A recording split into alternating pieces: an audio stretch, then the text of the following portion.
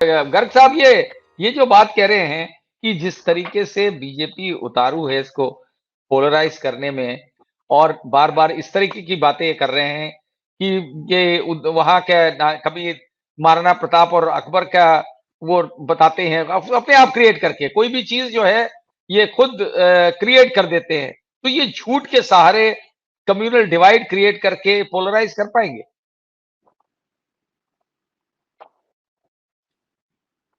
शरद जी देखिए, हम लोग बीजेपी के लिए बात नहीं कर सकते कि बीजेपी क्या कर रही है। हमको पता है बीजेपी क्या कर रही है। मतलब कम्युनल डिवाइड कर रही है, ये साफ दिख रहा है। झूठ के सहारे वो जीतना चाहते हैं, ये साफ दिख रहा है। हम उनको रोक नहीं सकते। हम इसको देखिए, इलेक्शन को पूरे को इस तरह से समझें कि 5 राज्यों के चुनाव हो रहे हैं। मिजोरम में और तेलंगाना में बीजेपी कहीं है नहीं। छत्तीसगढ़ में कांग्रेस जीत रही है लगभग, वहां बीजेपी का कोई अस्तित्व नहीं है। प्रधानमंत्री के लिए मध्य प्रदेश और राजस्थान में किसी भी हालत में जीतना जरूरी है, और वो सब कुछ करेंगे उसके लिए। भारतीय जनता पार्टी सब कुछ करेगी उसके लिए। प्रधानमंत्री, पिछले डिबेट में भी हम लोगों ने ये बात की थी कि वो चित्तौड़गढ़ गए और वहां उन्होंने कन्हैयालाल की बात की। चित्तौड़गढ़ से लगा हुआ नीमच है, वो मध्य प्रदेश में। वहां भंवरलाल जैन की एक हिंदू आदमी ने हत्या कर दी थी, वो बीजेपी का आदमी, और उसने भंवरलाल की हत्या ये मान के की कि ये तो मुस्लिम है।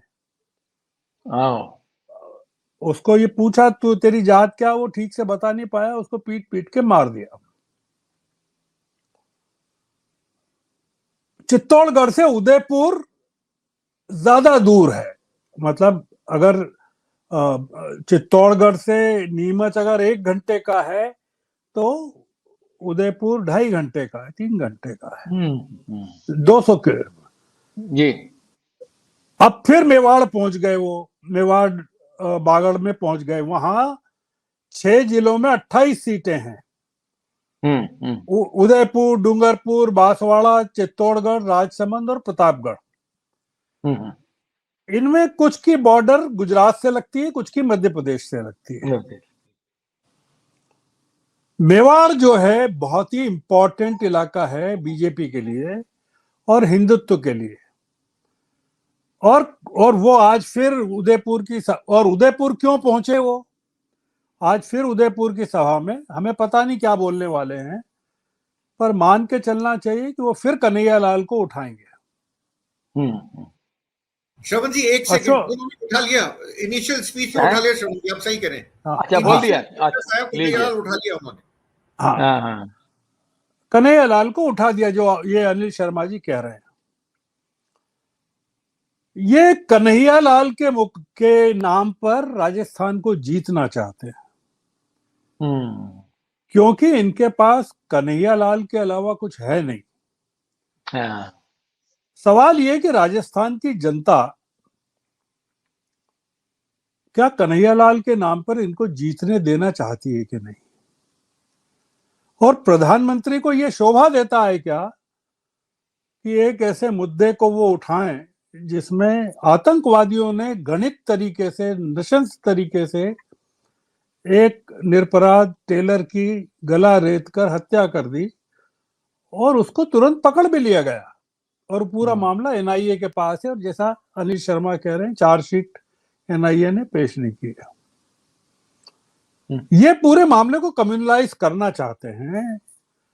वो इसलिए करना चाहते हैं कि राम मंदिर जनवरी से अस्तित्व में आ रहा है।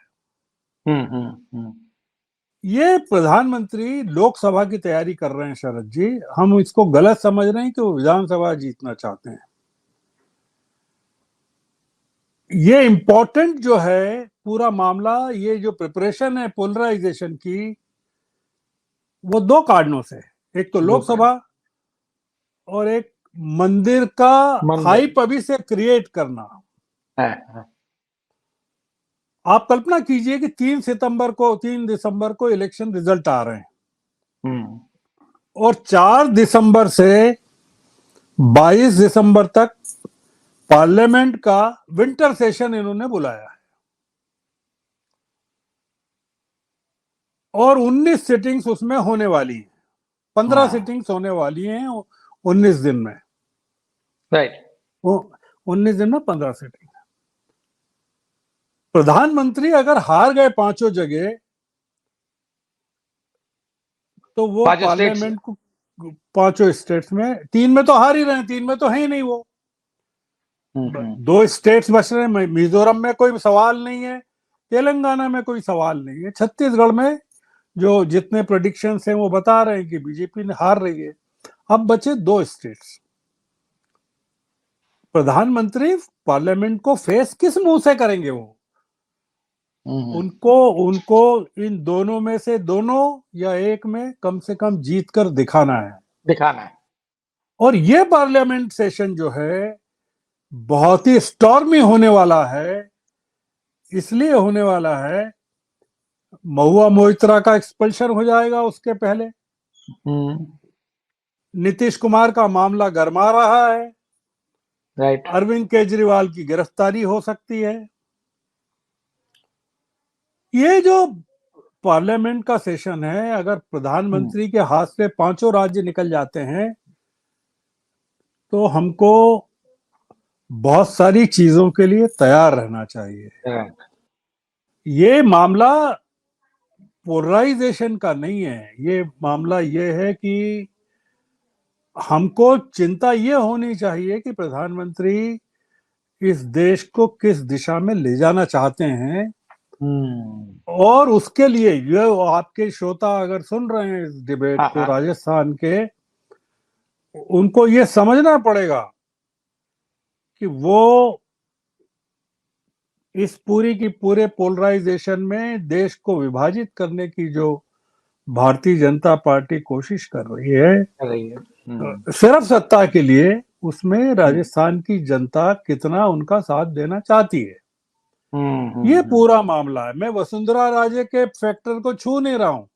एकमात्र जो मुस्लिम कैंडिडेट थे जो लगातार जीत रहे थे, क्या नाम है उनका, यूनुस खान है, क्या नाम है? यूनुस खान है सर, यूनुस खान है। वो मंत्री भी थे और उनको बीजेपी अलग अलग कॉन्स्टिट्यूएंसी में धकेलती रही और टोंक में हार गए थे, क्योंकि उसके कई कारण थे। बीजेपी ने उनको टोंक में फेंक दिया था। बीजेपी ने यूनुस खान जो पिछले 15 साल से विधानसभा में है और 25 साल से राजनीति कर रहे हैं, एकमात्र मुस्लिम थे, उनको भी टिकट नहीं दिया उन्होंने। बीजेपी ने एक भी मुस्लिम को टिकट नहीं दिया राजस्थान में, एक भी मुस्लिम को टिकट नहीं दिया उन्होंने मध्य प्रदेश में, एक भी मुस्लिम को टिकट नहीं दिया छत्तीसगढ़ में। ये जो प्रधानमंत्री है, ये आप इस तरह से देखिए कि वो मतलब अगर वो मानते हैं कि ये देश के प्रधानमंत्री हैं तो वो देश को किस दिशा में ले जाना चाहते हैं, ये पूरा मामला देश की जनता के सामने आना चाहिए कि ये मतलब उदयपुर जाकर अगर देश का प्रधानमंत्री कन्हैयालाल की बात करता है तो आप कल्पना कीजिए कि वो देश को कहां ले जाना चाहते हैं। बिल्कुल ये सारा जोर इसी बात पर है और उनको पूरी उम्मीद लगता है इसी की है कि इसी के सारे वो नैया पार लगा देंगे बीजेपी की। और ये इलाका जी सत्य हिंदी का ऐप डाउनलोड करें गूगल प्ले स्टोर पर।